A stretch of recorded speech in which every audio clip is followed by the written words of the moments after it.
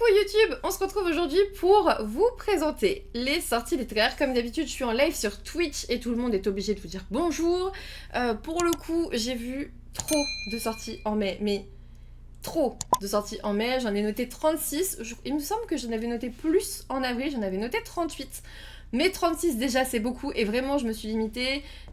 Ils font toujours le bordel avec leurs emotes. Vraiment, rejoignez-nous sur Twitch si vous voulez voir le live à chaque fois, à chaque mois avant la sortie sur YouTube. Ça peut être chouette. Je vous mets le lien en barre d'infos. J'ai noté 36 sorties en mai, mais je me suis limitée. Il y a des tomes 2 que j'ai pas mis. Enfin, des suites de sagas que j'ai pas mis parce que je les ai pas mises parce que j'ai pas commencé la saga. Donc moi, ça m'intéresse pas. Tu vois, moi, ça m'intéresse pas. Non mais vous pouvez dire bonjour sans foutre le bordel. On commence avec le Franck Tillier. Je ne mets pas souvent de polar thriller dans mes sélections, on va pas se mentir. Mais j'ai une affection particulière avec Franck Tillier, pas avec la personne, mais avec ses livres, je précise. Franck Tillier, moi je l'ai souvent écouté dans la voiture. Sur mes trajets avant pour aller, j'avais 45 minutes de voiture matin et 45 minutes soir, donc clairement j'écoutais du thriller et j'aimais trop ça. J'écoutais aussi Chatham, Tillier, et enfin bref, des gros auteurs de thriller, de polar, etc. Ça me maintenait bien éveillée, je vous avoue, parfois je frissonnais un peu derrière mon volant, mais voilà. Et du coup j'avais très envie de le mettre ici aussi parce que j'ai comme un souvenir ému, presque, d'écouter du Tillier. On va dire ça comme ça.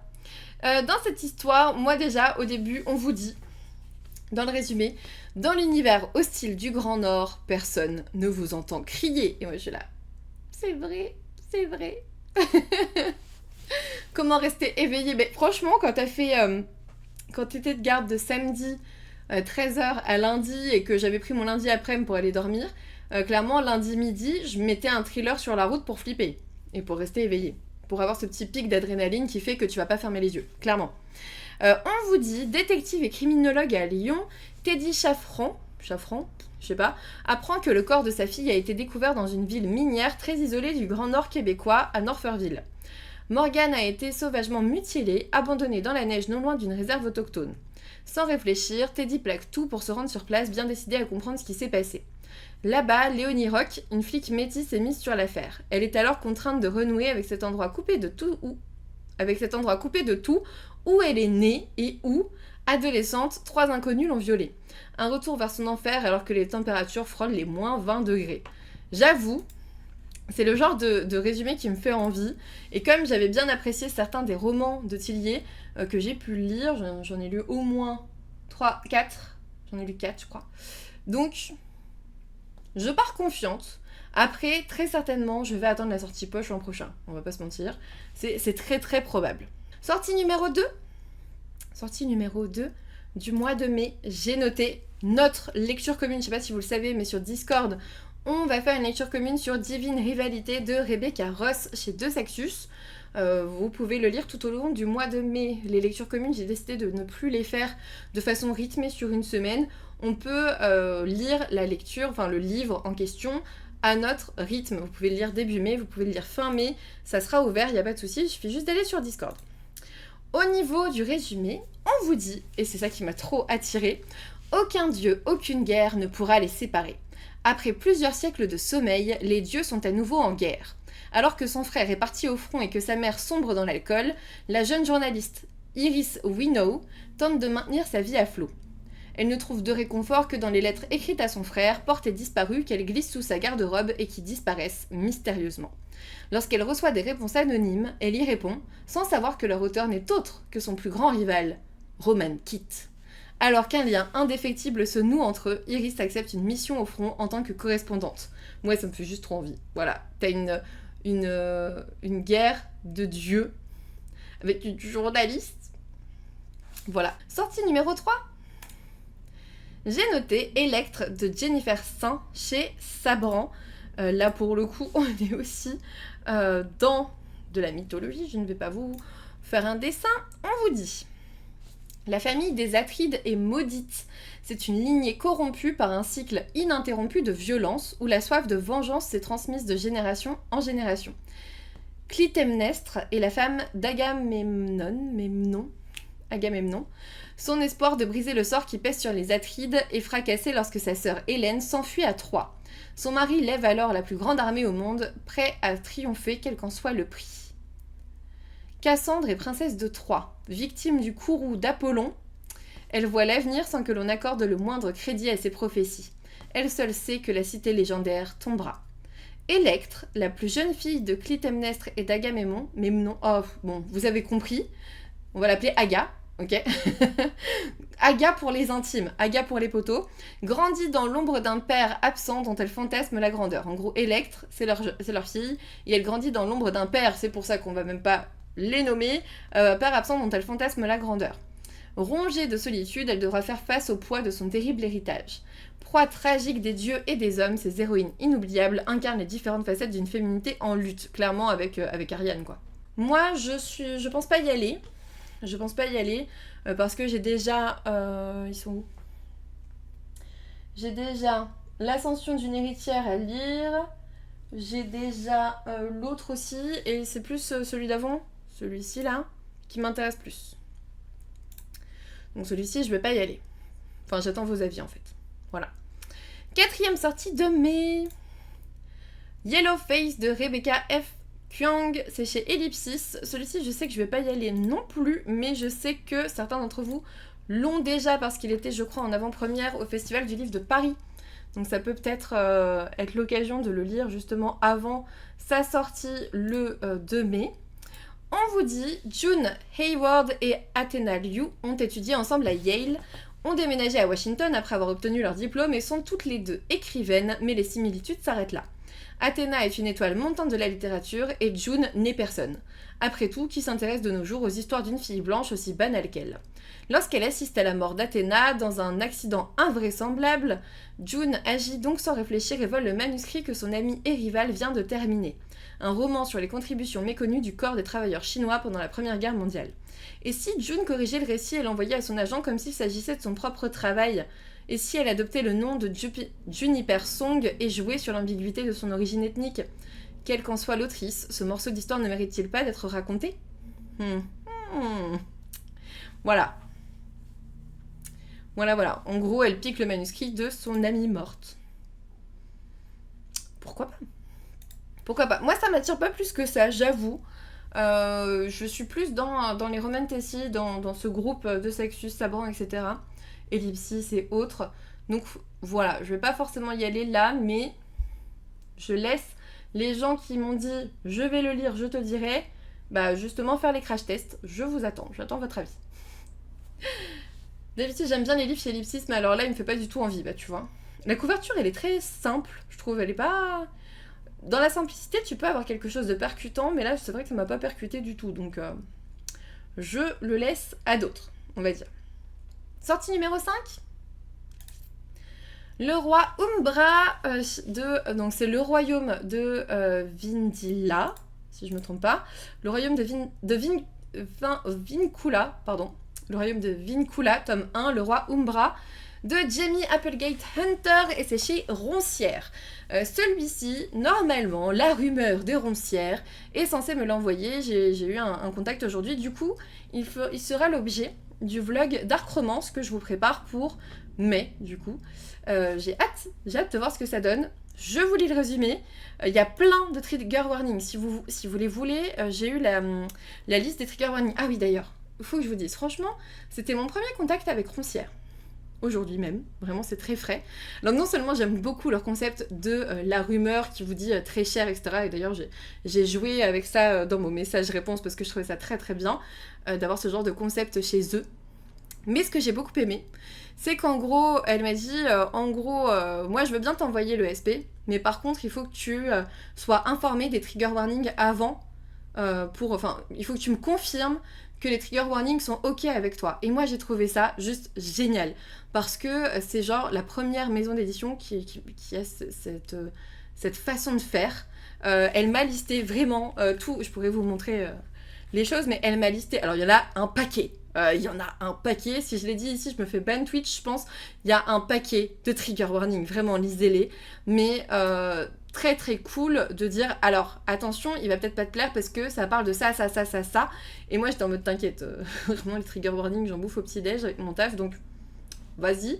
Mais j'ai trouvé ça très bien, cette façon de faire du attention, nos livres sont pas destinés à tout le monde, etc. Enfin, voilà, juste, je salue la community manager qui m'a répondu sur Roncière.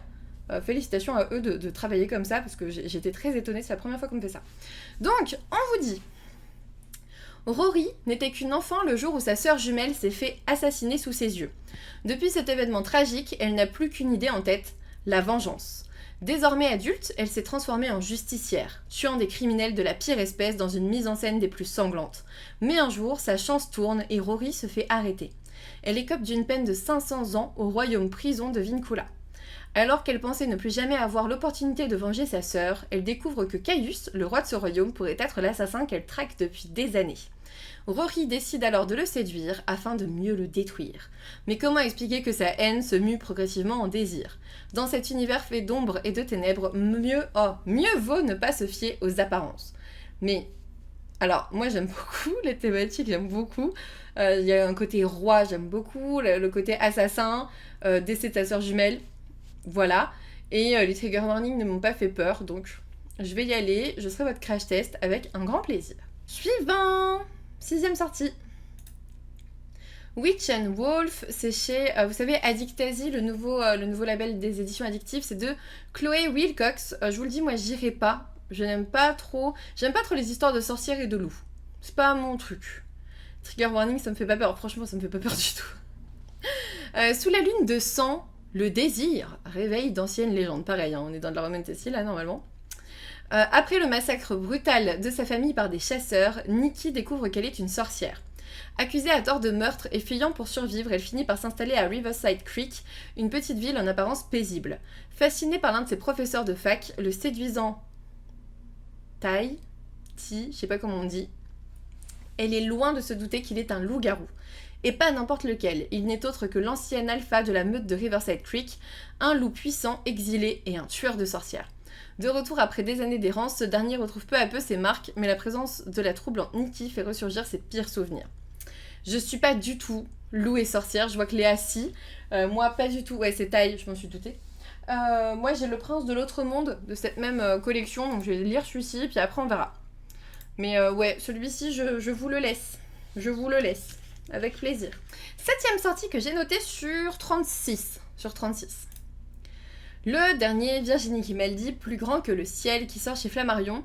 Je lis peu de littérature qu'on appelle blanche, je lis peu de contemporain, tout simplement. Mais, Virginie Grimaldi, par contre, ça c'est une constante. J'aime beaucoup Virginie Grimaldi. Je l'avais rencontrée au tout début, elle avait peut-être sorti 2 livres, maximum.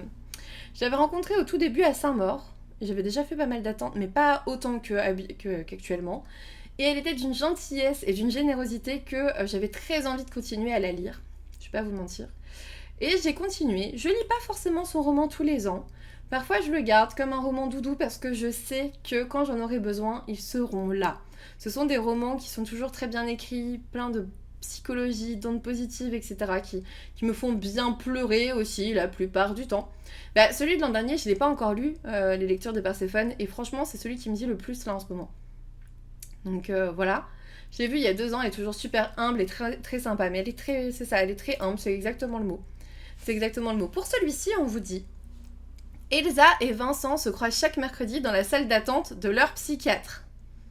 Vous voyez pourquoi ça a un petit peu piqué ma curiosité, je pense. Elle est écorchée et mordante, il est rêveur et intranquille.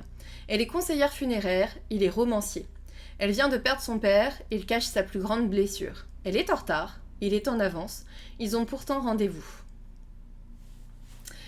Ah, mais je veux trop le lire.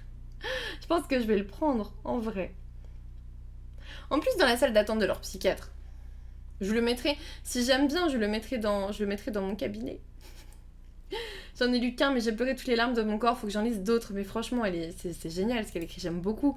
En fait, c'est pas c'est pas, ce sont pas des histoires jamais lues, c'est pas quelque chose que tu n'as jamais vu nulle part, c'est juste elle a cet angle différent. Moi, je sais que mon directeur de thèse, me disait de toute façon, tu ne pourras jamais faire quelque chose qui n'a jamais été fait, car tout a déjà été fait, mais ce qu'il faut, c'est l'appréhender avec un angle différent. Et elle, en fait, c'est ce qu'elle fait, je trouve. Souvent, j'attends le poche collector. Oh. Elle, souvent, c'est ce qu'elle fait. C'est une histoire que tu as peut-être déjà vue ailleurs, dans un film ou autre, mais qu'elle approche avec son propre angle et qui révolutionne le tout, je trouve. C'est assez incroyable. J'aime beaucoup ce qu'elle fait. Voilà. Allez, suivant. Moi, je pense que j'irai. Hein. Surtout salle d'attente et tout. On verra. Peut-être que c'est le seul que j'aimerais moins, parce que justement, il parle de mon métier. Peut-être. Sortie suivante. Kiss Me Maybe d'Elodie François. C'est chez E.H. Ça sort le 1er ou 2 mai, c'était pas bien clair. On rit autant qu'on pleure avec ces romans graves. Mais je crois que c'est la version poche qui sort. Il me semble que c'est la version poche. Je crois. Alors, on vous dit. Even et Daphné sont amis depuis toujours. L'un est geek, calme et posé, l'autre est impulsif, énergique et passionné par le Japon. Malgré les insinuations et les questions de leur entourage, ils sont formels, il n'y a rien d'amoureux entre eux, aucun désir ni attirance. Vous voyez le Friends to Lovers ou pas? Juste un lien profond, une confiance intense et une promesse d'enfant, ne jamais se mentir. Tout bascule lors d'un week-end de festival de rock à la suite d'un pari, ils s'embrassent pour la toute première fois. Et dans le cœur du jeune homme, c'est l'ouragan. Il ne comprend plus rien à ses émotions, ses envies, sa place dans la vie de Daphné. Elle a toujours été sa constante, il a toujours su qu'elle n'était pas pour lui, il s'est fait une raison à 15 ans. J'aime pas trop les Friends to Lovers, c'est pas mon délire, moi j'aime bien les Enemies to Lovers, donc je vais pas y aller, mais je trouvais que c'était une bonne petite romance printanière en fait. Ça fait un peu romance printanière, toute fleurie. Elle a une plume bien à elle, j'avais lu celui sur la prématurité, ouais je vois. Je vois.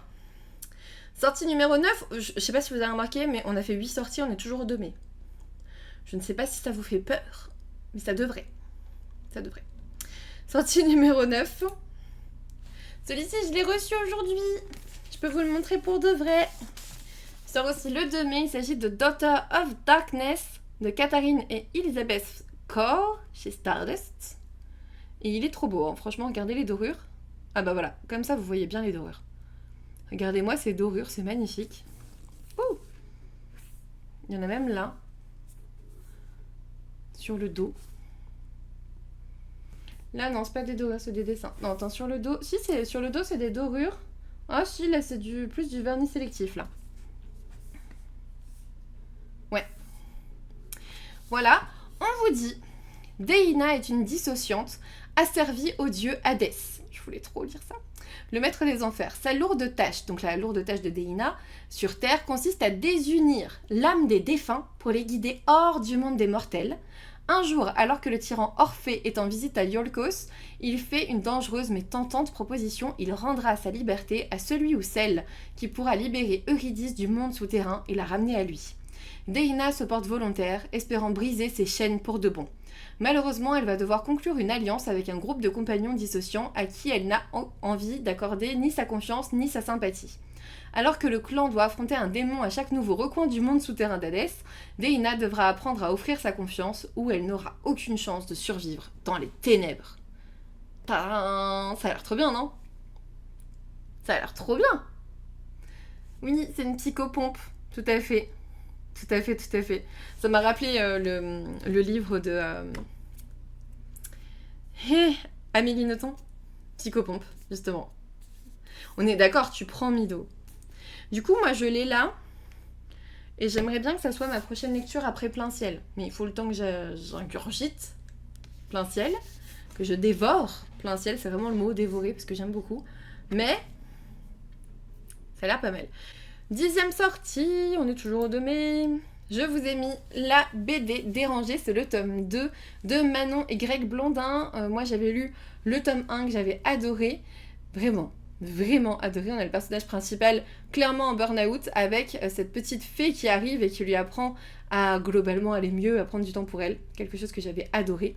Il y a trop de sorties en mai, t'es qu'au 2 mai, je sais. Vraiment, condoléances à notre compte en banque, vraiment. Mais le tome 2 sort. Moi, j'attends de voir parce qu'il est possible Il est possible qu'ils viennent, il y a un salon de la BD en fait à Amiens, et je les ai rencontrés l'an dernier pour la sortie du premier tome, justement à cette occasion. Donc je me demande s'ils vont être là aussi ou pas. Si c'est le cas, je vais attendre un petit peu qu'ils fassent leur dédicace et aller les revoir un an après avec le tome 2. Comme je leur avais dit l'an dernier. L'an dernier, j'ai dit bon bah l'an prochain pour le tome 2, ils m'avaient dit ouais ok. Donc ça serait cool. Ça serait cool. En plus, c'était vraiment le début de leur tournée là, donc à voir. À voir, mais j'ai très envie de les revoir. C'était super sympa. Et c'était vraiment super sympa. 11e sortie.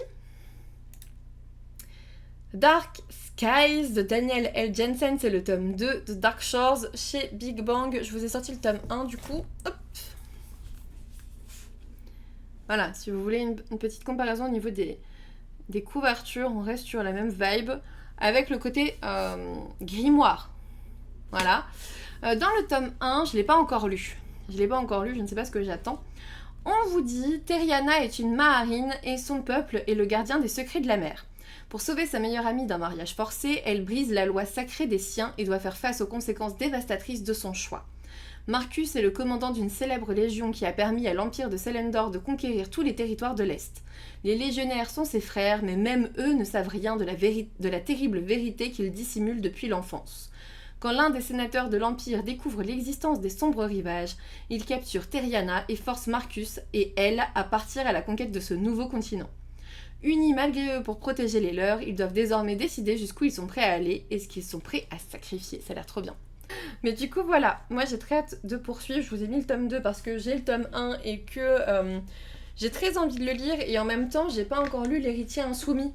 Donc en fait je pense que j'aimerais bien finir la saga Le Pont des Tempêtes avant de foncer dans Dark Shores. Je pense que c'est ça en fait mon mécanisme. Je pense que c'est pour ça. Sortie numéro 12. La déesse qui rêvait du ciel de Crystal Hanakim chez Hauteville. Celui-ci me fait trop envie. Franchement, je résiste à la tentation pour le moment.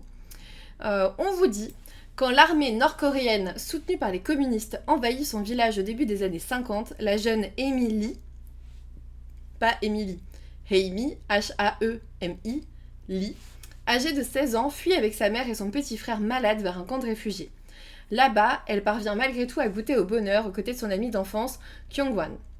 Trop préoccupé par ses études, celui-ci ne se rend pas compte que son cousin plus riche, Jisoo, courtise la belle et vive Amy. Y voyant là une lueur d'espoir pour subvenir aux besoins de sa famille, la jeune femme accepte de l'épouser. Mais elle doit en payer le prix et délaisser Kyungwan, son amour de toujours. En vrai, ça a l'air super bien. On est en 1950, armée nord-coréenne, enfin guerre de Corée globalement. Ça a l'air trop chouette.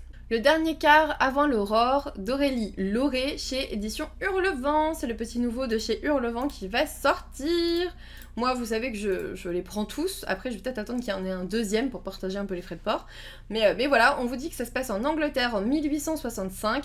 Oscar Tellen, jeune aristocrate sensible, solitaire et mélomane, a seulement 17 ans lorsqu'il perd sa mère.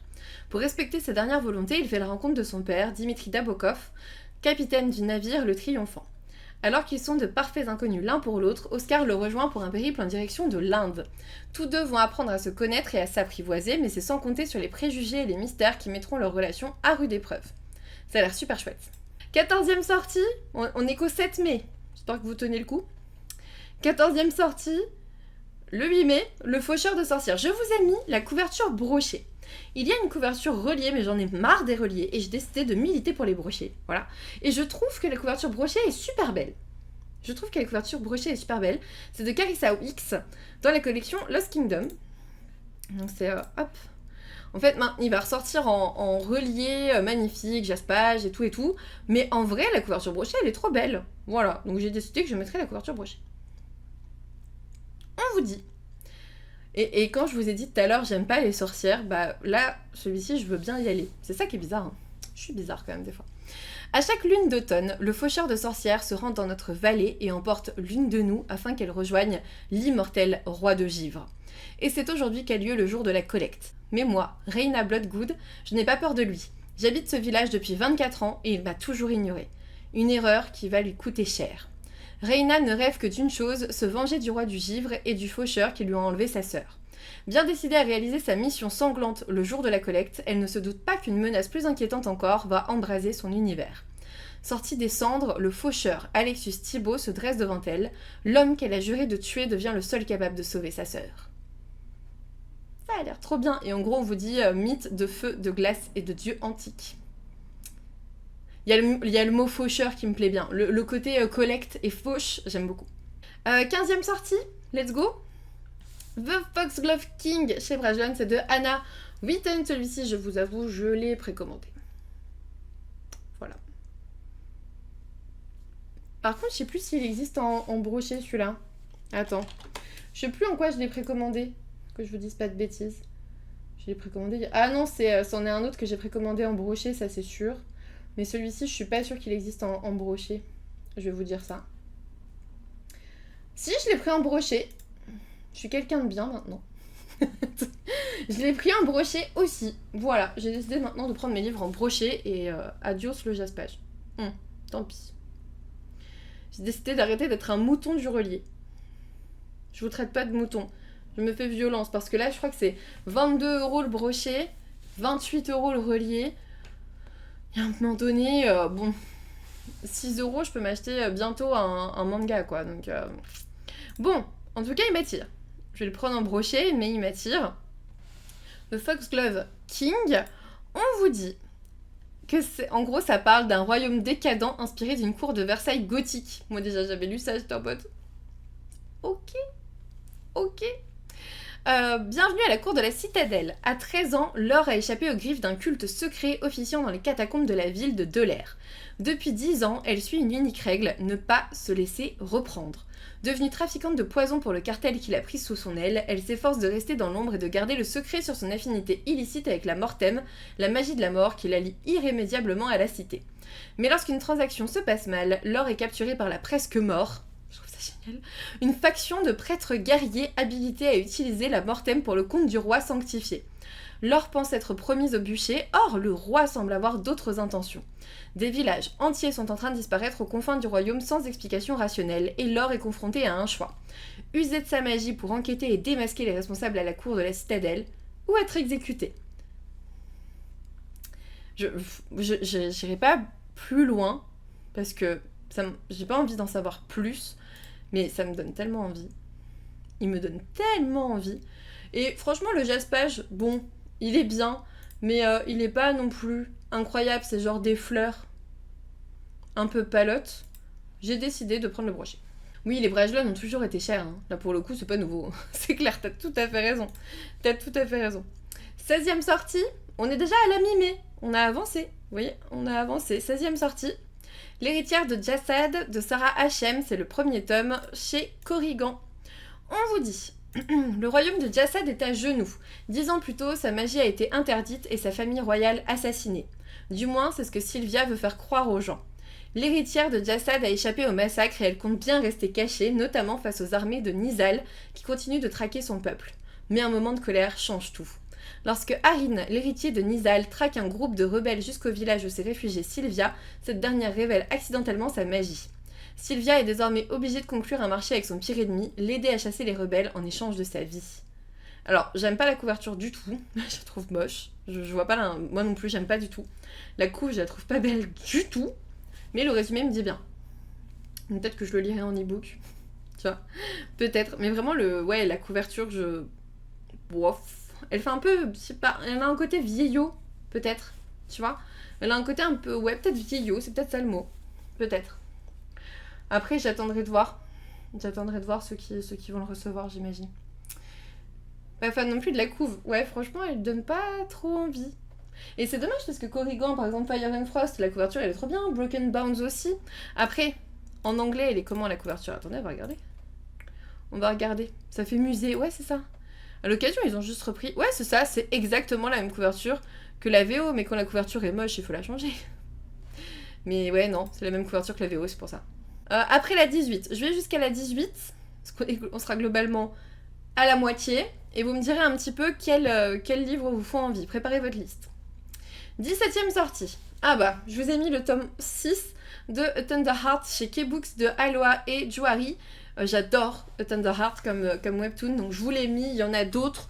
J'ai mis que celui-ci en graphique, même si, en fait, je me suis aperçue qu'il y en avait plein d'autres. Je me suis dit, bon, A Tender Heart, je l'attends depuis longtemps, ce tome 6, donc je vais mettre celui-ci. Mais il y en a d'autres. Je voulais juste pas arriver à 40 sorties ou 45 sorties, ça commençait à faire beaucoup. Donc voilà, le tome 6 arrive, j'aime trop cette saga et je suis à jour. Moi j'ai lu jusqu'au tome 5. Pour une fois que je suis à jour, je vous le dis, voilà, je vous le signifie, je suis à jour dans cette saga et j'attends le tome 6 avec une grande impatience. C'est super chouette. C'est super chouette. 18e sortie. Les possédés de Johanna Van Veen, donc chez Le Rayon Imaginaire, j'imagine que ça va encore coûter très très cher. On est à, au moins, il fait 384 pages. C'est déjà ça. C'est déjà ça, on vous dit. L'étrangeté s'épanouit comme une fleur vénéneuse dans la vie de Rose. Affamée, maltraitée, forcée de mener pour la cruelle Mama des séances de spiritisme où le surnaturel le dispute au sordide, elle n'a pour réconfort que Ruth, un esprit compagnon revenu du royaume des ombres sur l'appel de son sang versé. Morte depuis des siècles, affectueuse et tyrannique, cruelle et tendre, Ruth est son soleil noir et sa boussole, son indéfectible ami. Leur destin lié bascule lorsqu'une veuve étrange et secrète les entraîne dans sa demeure isolée. Agnès, seule entre tous savoir Ruth, putain c'est super chiant comme prénom, Agnès, douce à aimer peut-être, alourdie d'un chagrin, d'un secret, de chaînes qu'on pourrait briser. Prenez garde, jeune fille, si les esprits compagnons sont votre consolation, ils pourraient aussi être votre malheur, à moins que tout ceci ne soit que folie. Il m'attire pas plus que ça, mais je sais qu'on va le voir un peu passer, et j'ai hâte de voir les avis. Celui-ci, je vais pas y aller, c'est sûr. 19e sortie. Celui-ci, je le veux trop. Il s'agit de Sing Me to Sleep, le chant de la sirène de Gaby Burton chez Rajo. Je le veux trop, je vous le dis tout de suite, je vais le précommander, j'en ai rien à faire. Je le veux. Sur Twitch, il n'y a pas de replay sur Twitch quand je le mets sur YouTube. Celui-ci, vu ses prix, de la merde. C'est vrai? Ah, j'ai pas regardé. On vous dit Saoirse. Comment on dit ça? Saoirse. Bref, est une sirène. Une créature sublime aux pulsions meurtrières, un être dont l'existence même est illégale. Pourtant, pour protéger sa sœur d'un terrible chantage, la jeune femme doit se rapprocher du danger. Elle entre au service de la famille royale qui déteste tout ce qu'elle représente. Désormais garde du corps du séduisant prince héritier du royaume de Caerdre. De Caerdre? Ouais. Elle a de plus en plus de mal à cacher son identité, d'autant qu'elle est chargée d'arrêter un assassin sanguinaire qui sévit en ville. Autrement dit, elle-même. J'adore. Elle est garde du corps du séduisant prince héritier. J'adore quand il y a de la royauté, je le veux. Et en plus, elle doit s'arrêter elle-même parce que c'est elle l'assassin sanguinaire qui sévit en ville. Genre, bien sûr que je le veux. Évidemment que je le veux. C'est une évidence. C'est une évidence. Celui-ci, je crois qu'il est que en relié. Une femme garde du corps, c'est original. J'aime trop, moi, cette thématique-là. Ça me plaît bien. 20e sortie. Bon, celui-ci, je vais y aller, je vous le dis tout de suite. L'Or Olympus, le tome 6. Je vous ai juste noté qu'en gros, le volume 6 sortait. Et d'ailleurs, je crois qu'il sort le 15 mai en même temps que le volume 7 en VO. Je sais pas si, si ça vous intéresse, mais voilà. Moi, j'adore l'Or Olympus. C'est vrai que là, pour l'instant, j'ai les 3 premiers tomes parce que Victor m'en a offert 2. Le premier, je l'avais. Et après, je cherche d'occasion. J'avoue, c'est tellement cher que je cherche d'occasion. Je vais pas vous mentir. Mais j'aime trop. Je les ai avancés sur Webtoon. Donc en plus, je suis un boulet en fait. Je suis un peu un boulet. J'ai lu beaucoup sur Webtoon. J'ai beaucoup avancé. Et du coup, quand j'achète là les tomes, j'ai lu ça il y a longtemps, tu vois. Donc je les relis même pas. Mais c'est pour le plaisir de la collection d'un Webtoon que j'aime trop. Voilà. Mais du coup, j'essaye de les trouver d'occasion pour que ça me coûte pas un bras à la fin de la collection. Tiens. Ou qu'on me les offre. Là, ça a coûté le bras de Victor. En plus, il les a trouvés d'occasion, je crois. Il m'a dit, tu les veux? J'ai dit, bah s'ils sont d'occasion, oui. Sinon, non, je veux pas que t'achètes ça neuf. Et il les a trouvés d'occasion. Donc, nickel. 21e sortie. La librairie de Bloomsbury de Nathalie Jenner chez Hauteville. On vous dit en 1950, la librairie Bloomsbury Books à Londres a résisté au changement pendant un siècle, dirigée par des hommes et régie par les règles inflexibles du directeur. Après les tourments de la guerre en Europe, le monde évolue et les femmes de la boutique ont des projets ambitieux. Grace Perkins, Vivian Lowry et Evie Stone travaillent toutes les trois à Bloomsbury Books. Et elles partagent le même rêve, celui de réécrire leur destin. Avec l'aide de figures littéraires telles que Daphné du Maurier ou Samuel Beckett, elles vont tout mettre en œuvre pour se libérer du carcan que la société leur impose. Ça, c'est typiquement le genre de roman chez Hauteville que j'aimais beaucoup, beaucoup il y a quelques années. C'est vrai que là, j'y suis moins. J'ai un peu de mal avec tous les livres qui sortent autour des librairies, autour des pâtisseries, autour de plein de trucs comme ça. Sortie numéro 22. Elle et le feu d'Alice d'Oublier, c'est chez Hachette, je leur ai demandé, donc j'espère le recevoir. On vous dit, c'est un monde qui vénère le feu autant qu'il le craint, où la traque des êtres maudits par les flammes a ramené la paix au sein des royaumes unifiés. Quand le prince du trône suprême arrive en âge de se marier, les familles nobles y voient l'occasion d'accroître leur influence en hissant leur héritière à ses côtés. Parmi elles, Alia n'a qu'un seul objectif, ne pas être choisie. Car depuis l'enfance, elle cache un périlleux secret, elle peut propager le feu et être découverte s'ignorer son arrêt de mort. Effia, au contraire, meurt d'envie d'être remarquée. Pour elle, cet événement est peut-être sa seule chance d'échapper à l'emprise de ses parents. Enfin, pour Sibylle, les enjeux sont tout autres. Héritière d'un royaume fragile, elle a besoin d'alliés si elle veut espérer demeurer libre. Entre complot et manigance, la rencontre de ces trois jeunes femmes fait vaciller leur destin tout tracé. Moi, ça me fait trop envie. Il y a une sorte de sélection pour le prince du trône suprême. Le prince du trône suprême, c'est mieux si j'articule. Il y a un genre de sélection en fait, c'est trop bien. Beaucoup trop intéressant, je le veux. Je veux elle et le feu.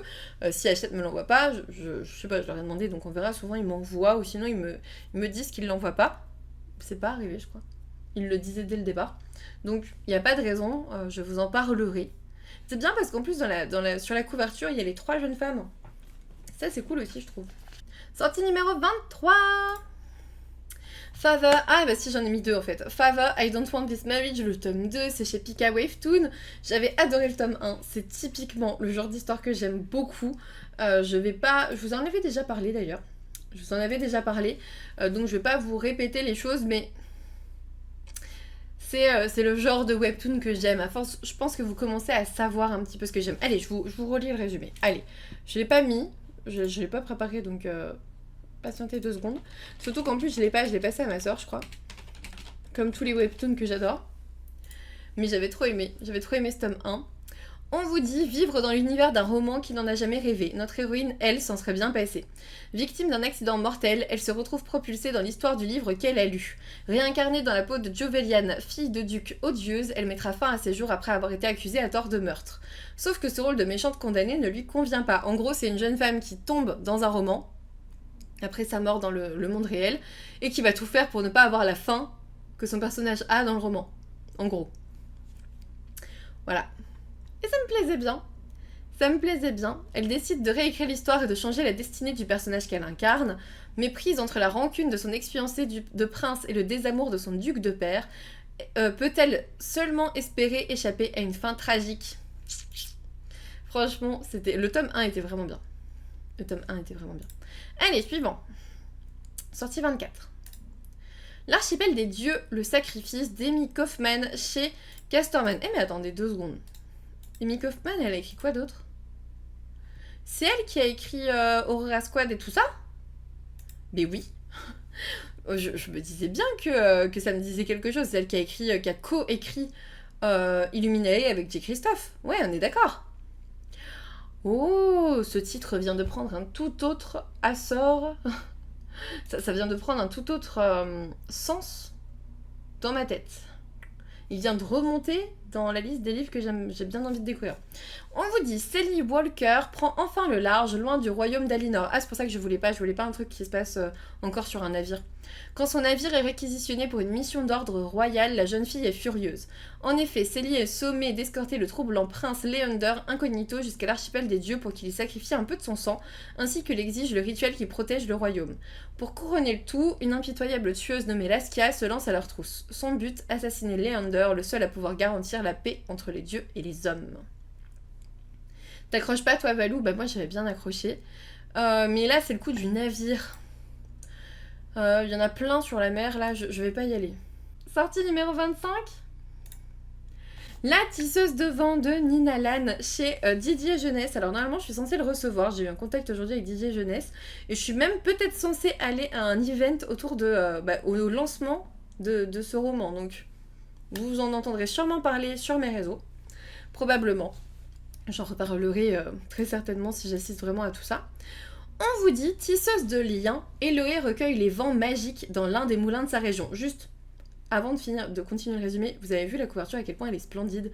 Franchement, ces teintes violet, enfin franchement le côté violet, bleu, rose me plaît beaucoup. J'aime beaucoup la couverture. Donc on vous dit, tisseuse de liens, Eloé recueille les vents magiques dans l'un des moulins de sa région. Sa soudaine convocation à la cérémonie du privilège, un rêve pour beaucoup de talentueux, est un déchirement pour elle. Comment mettre ses pouvoirs au service du royaume si cela implique d'abandonner Myrtille, son meilleur ami tombé gravement malade? Eloé ne voit qu'une solution, trouver un soigneur et le convaincre de secourir Myrtille malgré l'interdiction de quitter le château. Mais son bienfaiteur s'avère être le prince Teren lui-même et le prix de son aide beaucoup trop élevé. Entre ce pacte imprudent et la progression de la maladie dans le pays, Eloé va devoir puiser dans les racines de sa magie pour tirer son épingle du jeu, au risque de se retrouver prise au piège d'une bien sombre toile. C'est exactement le genre de lecture que j'aime. Donc je vous avoue, je vais y aller. Je vous en reparlerai. La couve est magnifique, franchement oui. Après j'ai peur, il y a beaucoup de tisseurs en ce moment. Les tisseuses de vent, tisseurs de sorts. Il y avait quoi encore? Oh, fille du destin, t'avais un côté tissage aussi. Enfin, je trouve que t'as pas mal de tisseurs. T'as pas mal de tisseurs, je trouve. 26e sortie. L'âme du vent d'Amandine Grosso chez la nouvelle maison d'édition Iméris qui est en gros la maison d'édition du conjoint de Louise de Rêve ta vie un lecteur. Moi je vais y aller, je le sais parce que j'ai participé au Ulule. Je voulais absolument les aider, donc j'ai participé au Ulule. On vous dit, en tant que Siroc oracle de la cité d'Iremer, Baya déchiffre l'avenir dans les volutes du vent. Son don si particulier la destine à servir les puissants. Mais dans les bas-fonds de la ville, là où pauvreté et désespoir se disputent les miséreux, une sombre maladie s'est réveillée. Contrainte à l'exil pour sauver ceux qu'elle aime, Baya devra déjouer les pièges du désert et prendre le mal de vitesse. Car les affamés approchent et leur faim est contagieuse. Ça a l'air trop bien. Ah, vous l'avez préco aussi? Trop bien. 27e sortie, La Reine des Enfers de Bea Fitzgerald. C'est chez Nathan, de mémoire. Là aussi, je l'ai pris en brochet. Et pourtant, le relié est magnifique. Là, le relié, le jaspage et tout, c'est très très beau. Mais je sais plus combien c'était. Je ne sais plus combien c'était. Je vais vous dire. C'était 18,95 le brochet, 26,90 en collector. Franchement, pour une fois qu'on avait un brochet à 18,95, genre à moins de 20 €, j'étais en mode non mais je mets pas 27 €. En gros, c'est soit 19 €, soit 27 €. Je sais pas si vous vous rendez compte de la différence de prix pour un putain de jaspage. Et pour une couverture reliée. T'as globalement 8 € de différence pour avoir un toc-toc, genre collector. Genre, alors je critique pas, tout le monde le fait, mais quand tu commences à réfléchir, tu fais, mais ouais, ok, t'as des trucs gravés et tout, c'est beau, mais voilà. L'e-book, je crois que c'est pas encore noté, j'ai pas vu Valou pour l'e-book, j'en sais rien. L'e-book, je sais pas, mais enfin, à un moment donné, moi, ça me fatigue. Ça me fatigue. Bon, bref, dans tous les cas, je le veux, mais je le prendrai en brochet. Voilà. C'est tout. Perséphone, peut-être. Perséphone n'a pas été enlevée, elle a choisi les enfers. Vous pensez que Perséphone a été kidnappée par Hadès et retenue aux enfers? Détrompez-vous, elle s'y est précipitée. Hors de question pour la jeune déesse d'accepter le mariage arrangé auquel ses parents la destinent. Maintenant, elle doit convaincre Hadès de l'aider. Ce n'est pas une mince affaire, le dieu des enfers est à la fois arrogant, franchement hostile et horriblement sexy. Mais pour gagner sa liberté et conquérir son pouvoir, Perséphone est prête à prendre tous les risques. On vous dit que c'est une romantasy enemies to lovers, mais encore Perséphone et Hadès. C'est ça, encore Perséphone et Hadès. Franchement, en vrai, la mythologie grecque, elle est super large. On peut aller n'importe où, hein. 28e sortie, La fabuleuse laverie de Marigold. Ouais, le Nami, quoi. De Yoon Jungen. On vous dit, moi c'est... Voilà, en plus on vous dit le livre le plus vendu de l'année en Corée. Ouais, tu vois. Laverie des âmes, nous venons à bout de toutes les tâches, lavage à sec de luxe. Sur une colline de la ville côtière de Marigold, une mystérieuse laverie est apparue comme par magie dans l'obscurité de la nuit. Jiun, l'énigmatique propriétaire, a imaginé un endroit où l'on peut entrer sans crainte, un lieu où l'on soigne les âmes comme on prend soin des vêtements. Car Dionne ne s'occupe pas uniquement des tissus, elle propose à ses clients de nettoyer leur cœur en effaçant leurs souvenirs les plus douloureux. Et si certaines âmes n'ont besoin que de quelques coups de fer à repasser pour se défroisser, d'autres doivent être raccommodées de part en part. Devant une tasse de tisane bien chaude, les visiteurs confient à Dionne leurs secrets. Mais suffit-il de faire disparaître les taches laissées par le chagrin pour trouver le bonheur? Ça a l'air trop bien, non? La première née d'Amy Harmon, c'est chez Charleston. Par contre, je suis pas sûre d'avoir le... Non. Attendez. En fait, moi j'étais assez étonnée qu'un titre comme ça sorte chez Charleston. Parce qu'il y a un côté fantasy. On va pas se le cacher. On vous dit une fantaisie épique, tragique et romantique. C'est Victor Dixon qui aurait écrit ça. Moi je trouve ça assez étonnant aussi d'avoir un Charleston avec un jaspage et relié. Voilà, pour moi Charleston c'est pas du tout ce genre de livre. Donc je voulais en parler quand même, je voulais le montrer. Parce que, ouais, je trouvais ça bizarre d'avoir... Là, vous le voyez pas. Si vous voulez, je peux vous montrer sur un autre écran, tiens. Je vais vous montrer, hop, sur un autre écran, comment il va être. Parce que je vous ai pas mis... Elle était chez Collection R, l'autrice. Elle était aussi chez Charleston, Amy Harmon, mais pour ses romans contemporains. Je l'ai déjà vu dessus. Attendez, je vous montre par ici. Hop, fenêtre navigateur, hop, et hop, regardez. Vous voyez le jaspage? Ça fait pas Charleston, je suis désolée. Ça fait tellement pas Charleston, en vrai. Tellement pas. Je suis choquée. Je suis choquée. Bon, du coup, au niveau du résumé, hop, j'arrive. On vous dit, guerrière féroce et implacable, Desdemone a toujours suscité l'admiration des hommes de l'île de Seylock, peu importe leur clan. Aussi, quand elle est abandonnée par Banrud de Berne, le père de l'enfant qu'elle porte, car elle ne sert pas sa quête de pouvoir, la rage lui fait commettre l'irréparable. Avant de rendre son dernier souffle, en donnant naissance à leur fils, elle utilise son sang pour lancer une malédiction. Plus aucune fille ne naîtra à Seylock. Condamnés à vivre sur des terres maudites, les habitants de l'île s'en remettent au gardien du temple pour élire le nouveau roi qui les guidera en ces temps de chaos et d'obscurité. Mais lorsque Banrud présente 7 ans plus tard son nouveau-né au temple, il devient le parfait candidat au trône, car il est le repère d'une fille, la première née, depuis la terrible malédiction et le salut du pays tout entier. Oui, c'est une nouvelle collection en fait, ouais. Amy Harmon a déjà édité chez Charleston ses livres d'avant. Oui, mais c'était pas de la fantaisie, Véro Livre. C'était du contemporain, c'était pas de la fantaisie. Sortie numéro 30. Oui, je pense que c'est ça qui rayonne, hein. C'est le côté part du gâteau de la romantasy, hein, bien sûr. Sortie numéro 30, Un royaume d'étoiles et d'ombres de Holly René, j'imagine, chez Milady. J'aime beaucoup les couvertures, moi elle me plaît bien. Même si la couleur de la police du titre, la couleur du titre en fait tout simplement, elle est bizarre. Elle est bizarre d'être en bleu comme ça, mais à l'arrière j'aime beaucoup l'illustration. On vous dit... Depuis sa naissance, Adara sait que son destin ne lui appartient pas. Les marques dorées sur ses joues et sur son dos montrent qu'elle est bénie des étoiles, et son sang recèle un pouvoir très convoité. Le moment venu, elle épousera donc Gavril, le prince héritier du royaume faé de Citlali, pour lui permettre d'asseoir son autorité. Mais lorsqu'une délégation traverse la barrière qui sépare le monde des humains du monde magique pour l'escorter au palais, la jeune femme tombe sous le charme du demi-frère, à moitié vampire de son fiancé, le prince bâtard Evren. Plongée dans une cour dangereuse, Adara est très vite tiraillée entre ce que désire son cœur et son devoir envers le royaume qui est désormais le sien. Et on vous dit qu'en effet, il y aurait des scènes de sexe et de violence explicites. C'est noté. Ensuite, sortie 31, on arrive sur la fin, mais House of Marion chez Olympe de J.L. Pour le coup, celui-ci me dit trop aussi. Il me dit trop, on vous dit qu'elle est porteuse d'une magie destructrice et interdite, le Tushana.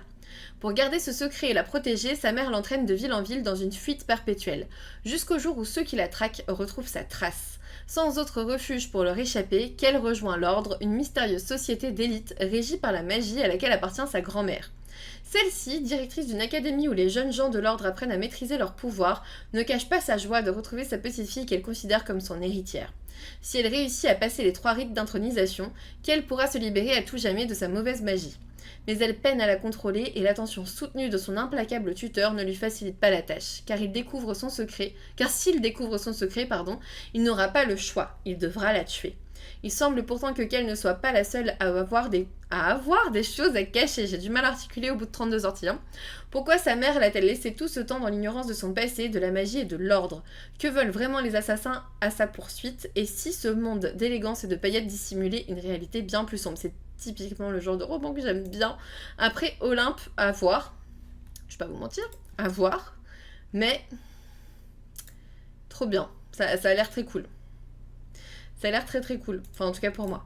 Je sais pas ce que vous en pensez. Allez, 32e sortie.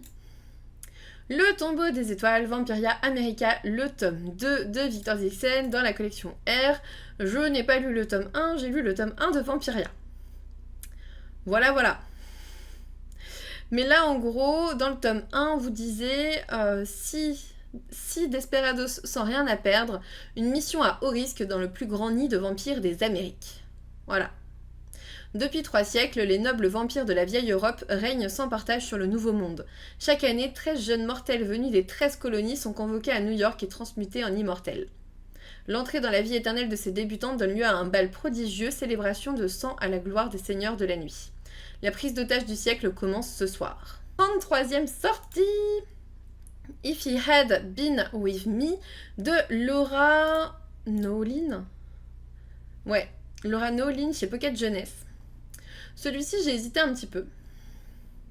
Finny et Autumn se connaissent depuis leur naissance. Leur histoire d'amour était inévitable, tout comme le drame qui les attend. Je pense que vous avez un peu compris déjà. Rien qu'avec le titre, je trouve qu'on comprend rien qu'avec le titre. Autumn et Finn se connaissent depuis toujours. Leurs mères sont voisines et amies et ils ont été élevés ensemble. Pourtant, à mesure que le temps passe, ils s'éloignent et prennent des chemins différents. Chacun a son groupe d'amis. Autumn, plutôt timide et discrète, sort avec Jamie, tandis que Finn, sportif et populaire, débute une relation avec Sylvie. Mais Autumn finit par prendre conscience des sentiments qu'elle éprouve pour Finn, et lorsque sa relation avec Jamie s'interrompt brutalement, elle renoue des liens avec son ami d'enfance. Alors que les deux adolescents commencent enfin à exprimer les sentiments qu'ils ont l'un pour l'autre, un terrible accident se produit. On est d'accord qu'il y en a un qui va mourir. Quand tu vois la couverture, t'en as un qui a explosé en plein vol. Forcément, c'est sûr. C'est sûr, je vous spoil pas, je l'ai pas lu. Mais c'est sûr. Je pense que c'est ça la thématique. 34e sortie. La passeuse de mots, le tome 4 d'Alric et Jennifer Twice. Je vous ai sorti le tome 1 pour l'occasion. Moi, je l'ai lu, le tome 1, j'ai beaucoup aimé. J'ai beaucoup aimé, il existe en audiobook. Je l'avais écouté aussi et franchement, c'était très chouette. C'était très très chouette. Donc, la passeuse de mots, le tome 1, on vous disait. Dans le royaume de Hélios, les mots ont un pouvoir, celui de créer, d'équilibrer puis de détruire le monde. Lorsqu'on les prononce, aucun retour en arrière n'est possible. Aria, une jeune fille de la capitale, est passionnée de livres, elle en dévore chaque mot. Mais elle est loin de se douter qu'elle est la clé pour sauver son royaume, le seul qui ait restreint l'utilisation de la magie grâce à un traité. Un traité qui ne plaît pas aux rebelles, prêts à tout pour l'éradiquer. À l'aube des changements qui s'annoncent, les mots se réveillent pour établir l'ordre dans le chaos, la vérité dans l'illusion. Ils attendent leur appel, celui de la passeuse de mots. J'ai adoré les 2 premiers tomes. Franchement, moi, le premier tome, il m'a beaucoup plu. Franchement, c'est des pavasses, par contre. Mais il faut que j'écoute, c'est 700 pages. Faut que j'écoute le tome 2, là. Faut que j'avance un peu dans la saga. J'ai tous les tomes, en plus. Enfin, j'ai pas encore le tome 4, mais ça ne saurait tarder. Donc, j'ai tous les tomes, je veux avancer, quoi. Mais c'est des pavasses à chaque fois, c'est des pavasses. Je crois qu'en plus, ça prend son temps pour sortir parce qu'il me semble que le tome 1, je l'ai eu quand j'étais partenaire Hachette, il y a genre 2-3 ans. Puis j'ai plus voulu faire le partenariat avec Hachette, j'avais pas repostulé. Et j'ai repostulé que cette année, et du coup là je suis repartenaire avec Hachette. Donc en gros, je pense que j'ai eu le tome 2. Le tome 2. Il me semble que le tome 2, c'est Marie qui me l'a offert pour mon anniversaire. Le tome 3, je sais plus. J'ai oublié. Le 1, ça fait longtemps qu'il est sorti. Bah ouais, je te dis, j'étais partenaire Hachette. Avril 2021, c'est ça. Avril 2021. Ça fait plus d'1 an qu'on attend le 4. Ouais, c'est ça. Bah écoutez, ça sort. Voilà. Voilà, ça va sortir. Avant-dernière sortie, les gars, on a bientôt fini. Le monde selon Sissoon de Chung Serang. Chez Charleston, ça ressemble un peu plus à un Charleston, on va pas se mentir. Moi, il a su piquer ma curiosité. On vous dit, les membres de la famille de Shim Si-soon, écrivaine coréenne libre et avant-gardiste, ont toujours respecté son souhait de ne jamais faire de Jessa le rite de célébration des défunts en Corée. Mais à l'approche des 10 ans de son décès, sa fille aînée souhaite lui rendre hommage et propose à sa famille de partir à Hawaï, là où Shim Si-soon a vécu de nombreuses années. Au cours de ce road trip, chaque membre de la famille doit trouver quelque chose d'unique à ramener au Jessa qui est un lien avec Shim Si-soon. Si cette mission révèle des tensions, c'est aussi l'occasion de comprendre le mystère qui entoure cette ouvrière immigrée à Hawaï, amante d'un célèbre artiste allemand devenu icône culturelle en Corée. Ça a l'air beau, c'est ça a l'air beau, c'est exactement ça. Ça a l'air beau. Je suis tout à fait d'accord avec toi. C'est exactement ce que j'ai pensé en lisant le résumé. Je sais plus si je l'ai demandé, j'avoue. J'ai oublié. Si je l'ai demandé, je le lirai. Si je l'ai pas demandé, bah on verra s'il sort un jour en poche peut-être. Dernière sortie que j'ai notée pour ce mois de mai, je crois que ça sort le 30, il me semble. Ouais, c'est ça, le 30. Une fenêtre sur les ténèbres de Rachel Gillig chez Sabran. On vous dit. La magie sent le sel. La sens-tu dans la brume, dans les cartes, dans ta propre demeure ? Dans le royaume de Bourde, la brume dévore tout. Ceux qui la respirent contractent la fièvre. Mortels pour la plupart, ceux qui en réchappent développent des dons interdits pour lesquels ils sont pourchassés et exécutés par l'ordre des destriers. Survivante de la fièvre, Elspeth du Fusain fait tout pour dissimuler son pouvoir à son entourage, mais l'ancienne créature au caractère versatile qui rôde dans son esprit rend cette tâche impossible. Sa vie bascule lorsqu'elle rencontre Ravin Dif, neveu du roi. Propulsée dans un monde d'ombre et d'intrigue, Elspeth, c'est chiant à dire, accepte de le... Franchement, pourquoi il faut toujours des prénoms compliqués, j'en peux plus. Accepte de l'aider à lever le sort qui empoisonne le royaume, entrevoyant l'espoir de soigner son propre mal. Ensemble, ils devront rassembler les 12 cartes de Providence, mais tout a un prix et la créature qui corrompt l'esprit d'Elspeth pourrait bien lui arracher son ultime espoir. Le relief peut être joli aussi, je crois, mais pas assez pour que je craque dessus. Bon, en tout cas, pour YouTube, ça se termine ici. C'était la dernière sortie. Je pense que cette vidéo a duré 3 ans. Désolée. Cette vidéo a duré 3 ans. N'hésitez pas à me dire en commentaire si certains de ces ouvrages vous font envie, sur lesquels allez-vous vous jeter en fait, lesquels allez-vous dévorer en ce mois de mai. Ça me ferait super plaisir de le savoir. Franchement, peut-être que vous me donnerez envie de les découvrir. Si vous avez noté d'autres sorties, n'hésitez pas à les mettre dans les commentaires comme toujours, comme ça au moins on a une espèce de base de données sous les vidéos avec les sorties que j'ai pas forcément mises. Et puis bah écoutez, moi je vous remercie pour votre attention jusqu'ici. N'hésitez pas à me laisser un petit pouce bleu, à vous abonner si ce n'est toujours pas fait. Et puis moi je vous dis à bientôt pour une nouvelle vidéo.